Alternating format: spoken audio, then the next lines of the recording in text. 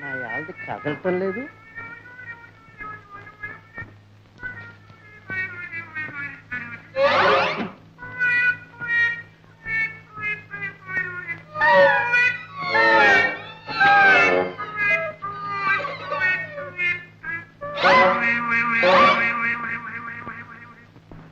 నా యాళ్ళది మగతగా తుంగుంది. ఏదన్నా మెకాన్ని మింగిందా, నన్ను మింగటానికి ఎత్తేసిందా?